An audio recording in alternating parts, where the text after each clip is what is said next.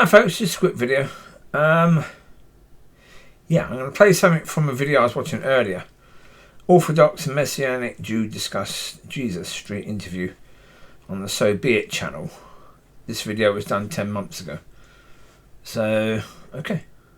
Minute if someone else is doing it, but then again I have my own way of conducting my own life. Right. So my question would be, so like for instance, in terms of getting into God's good graces or getting into heaven, you know, how do we go about doing that? So there's somebody by the name of the Ramchal. He was a prolific Jewish author in the 1700s, and he espoused this notion that if you want to, get into the realm of heaven, you have to establish something called Deveikus with God. Okay. And in essence, what Deveikus means is that you're essentially detaching yourself from the physicality of this world, and you're clinging. That's exactly what the word means. Onto God's ways, rather. And that, in essence, is how you obtain, the ability to get into heaven. Okay. Right. Okay. When I heard that, I thought, woof. That bloke is basically describing exactly what the church needs to understand about giving your life to God and really giving your life to God. Because if you really give your life to God, then you're basically submitting every decision in your life and your path to God. And if you do that, you have to cling.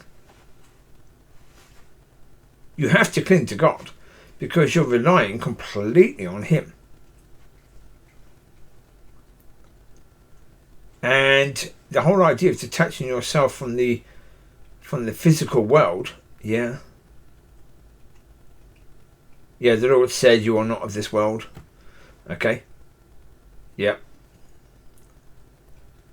So this Jewish man in the 1700s was describing what the Lord was actually saying,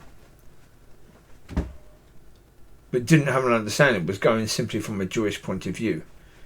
But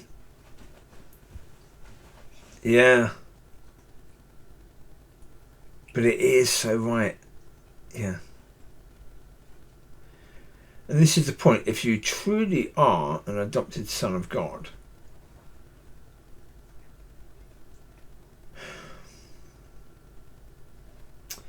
in today's world, most people that have been adopted, they cling to their adopted parents in the beginning. Cling. Because they are scared of losing. Because they haven't had such love.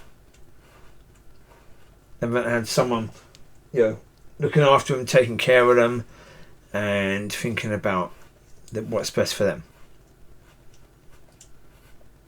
So yeah. Sooks, will you stop washing the bedding, nutter? I can hear Sooks washing the bedding. Saul, pick it up.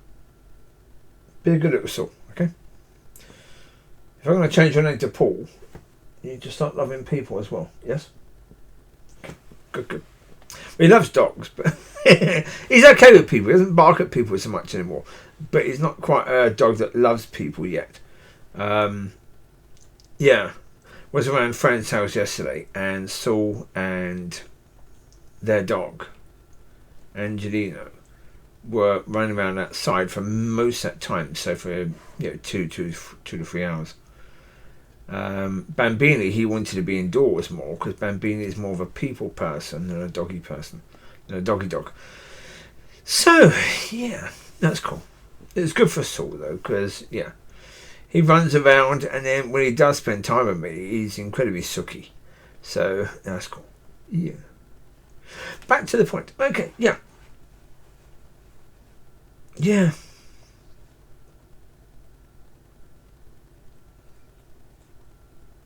This whole concept of giving your life to God, so people don't understand it. They think going to church means giving your life to God because your life changes a little bit because you go to church on a Sunday, and because you might not swear quite so much, you might not even swear at all, and you might tithe, you might do this and that and the other, and you think because of that you've given your life to God because your life has changed completely. No, it hasn't. In most cases, no, it hasn't. Because the first point is, who's making the decisions in your life? And in most cases, the answer is you.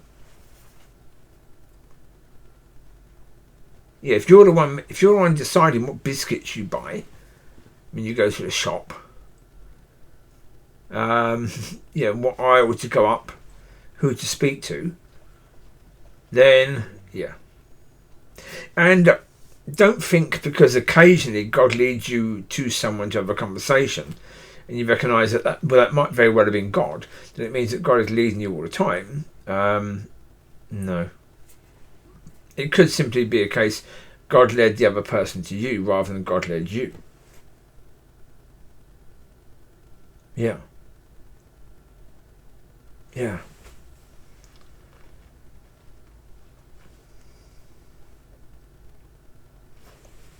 Every one of us was on a path beforehand where predominantly we were choosing our path.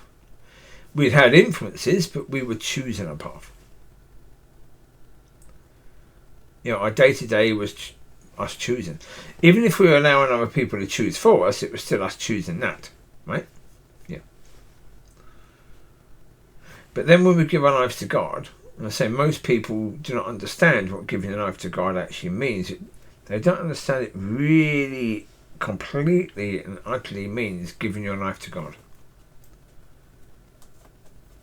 Yeah, and they don't understand what that's supposed to look like because of the fact church has never really been bothered in teaching people about how that's supposed to look. It's not about correct conduct, because again, God's going to deal with stuff when He deals with it. That's the reality. You know, some people, you know, give up stuff very, very quickly. God delivers them from stuff. Other people, it can take 10, 20, 30 years for them to stop smoking. Yeah, that's okay. Or for them to stop drinking or gambling. That's okay.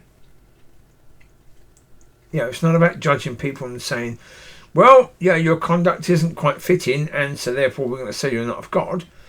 Because, as I said, the problem is we don't know at what part of their journey they're in, and we don't know whether they're running a marathon or a 100-metre race. We have no idea. But, yeah, if you're not clinging, then, yeah. Yeah. Clinging is incredibly important, and it can be very frustrating because, yeah, you're reliant a lot more on God and upon relationship, and that's why for me it's been really frustrating. Because then when you hear something and you think it might be from God, it's not clear. I mean, a while back I heard, you won't be in this area. Yeah, after a certain time you won't be in this area. Was God speaking about location? Was He speaking about a spiritual location, as in where I am in my relationship with Him, where I am in, you know, in my nature? That's the point. You assume it means the thing you've been waiting for, because if you've been speaking to God for 10 years about, you know, your location where you're actually living, you assume it's that. It might not be. It might not be. And so, yeah, we need to learn the way that God communicates, and we need to understand that He sees things from a different picture, from a bigger picture than what we see. He might be speaking about something from a completely different point of view, but we think that it's an answer to prayer. It may very well be, just not one that we think it is. So yeah, we've got to do better in that way. Yeah, but first we have to cling. Yeah.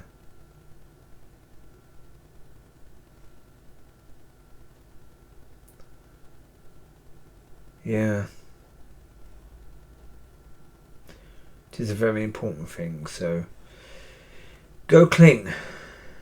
Be blessed, be a blessing. Speak to you soon. Bye bye.